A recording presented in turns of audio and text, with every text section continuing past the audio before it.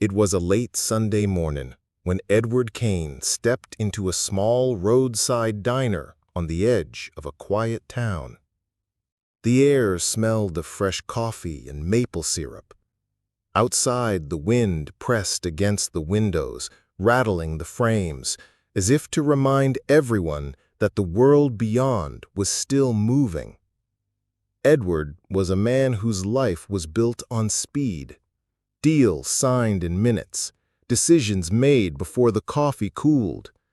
A billionaire who believed in numbers, efficiency, and keeping his distance from people who, according to the quiet prejudices he never questioned, had nothing to do with his world. The only reason he had slowed down that morning was because of his son, Daniel. Daniel was 16, born with cerebral palsy, and used a wheelchair. His eyes held a light that no boardroom could dim. But his father, well, his father had learned to love in a guarded way. He provided, he protected, but he didn't always see. That morning, Daniel had asked for one simple thing. "Dad, can we just have lunch together? Just us." Edward agreed. Not because his calendar was clear, his calendar was never clear, but because something in his son's voice had left no room for maybe. The diner was the kind of place Edward never noticed before. Handwritten specials on a chalkboard, a jukebox in the corner, customers who greeted the waitress by name. Her name, he would learn later, was Maya. She moved between tables with the ease of someone who had spent years perfecting the art of making strangers feel welcome. She didn't glance at Edward's expensive watch or his tailored coat. She looked straight at Daniel, knelt slightly so her eyes met his, and said, "Well, you look like someone who knows the best thing on this menu." Daniel smiled, a small, shy smile, and said, "Pancakes?" "Then pancakes it is," she said warmly. "And for you?" she asked Edward, almost as an afterthought. That small shift caught him off guard. He was used to being the center of attention in every room, but here, the center belonged to Daniel. They ordered. The clatter of plates and the hum of conversation wrapped around them. Edward reached for his phone out of habit, but Daniel's laughter made him stop. The jukebox had started playing an old soul song, rich, warm, and alive. Maya returned with their drinks, tapped her fingers to the rhythm, and looked at Daniel. "You ever dance sitting down?" she asked. Daniel laughed. "I can't really dance." "You can move your shoulders, can't you?" she grinned.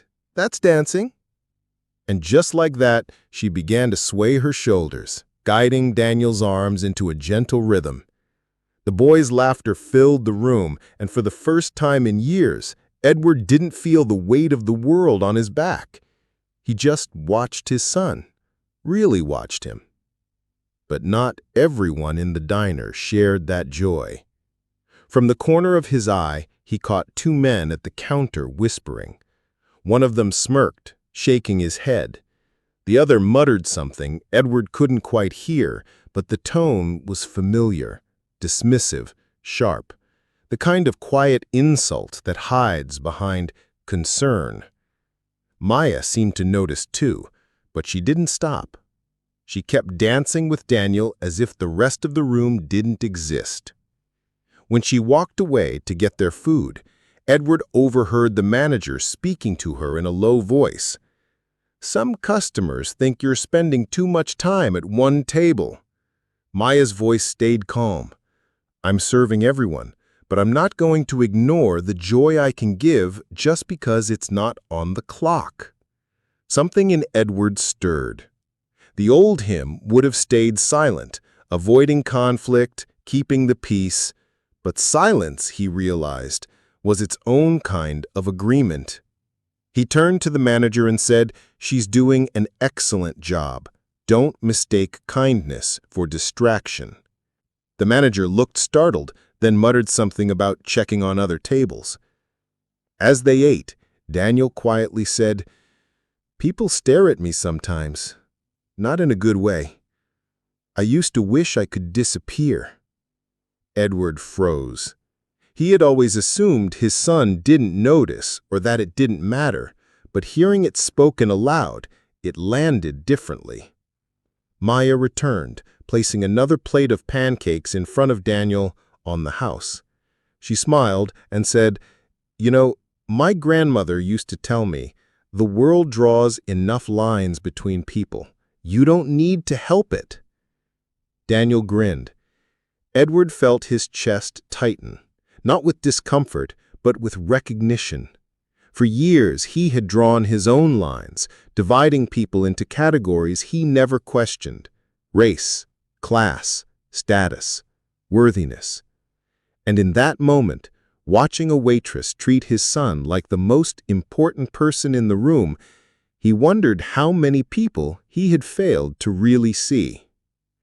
When the bill came, Edward didn't just leave a tip, he left a decision. He would change. Not just in words, not just for this afternoon, but in the way he lived and led. Because prejudice doesn't always scream. Sometimes it whispers. Sometimes it hides behind tradition, policy, and polite conversation.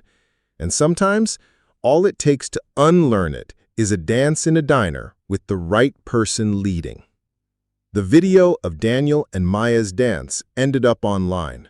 Some people smiled at it, others criticized it. The internet, as always, found a way to argue. But Edward decided to speak. In a short post, he wrote, "This is my son. He danced today because someone made space for him to be seen. If that bothers you, ask yourself why. And if you lead a business like I do, ask yourself who you've been overlooking." The post went viral, not because Edward was famous, but because it hit a nerve. Weeks later, he returned to that diner for an event Maya had organized, a community night where everyone was invited to share stories, music, and, yes, dancing. There were no dress codes, no VIP tables. People came as they were: elders, teenagers, families, strangers who left as friends. An older man took the microphone and said, "When I was young, I wasn't allowed to dance in this place. Tonight, I'm dancing for my younger self." A teenage girl said, "I used to think I had to be smaller to be safe. Now, I think I need to be louder to be heard." Then the music began. Maya wheeled Daniel to the center. Edward stood off to the side, unsure. Maya looked at him and said, "Follow your son's lead." So he did, not just in the dance, but in life. And from that night on, Edward Taine was a different man, not because of the headlines, but because of the small-town waitress who taught him that kindness isn't charity, it's recognition. It's the refusal to let the world's lines become your own. Because the richest thing you can give isn't money or power. It's the decision to be fully human with everyone.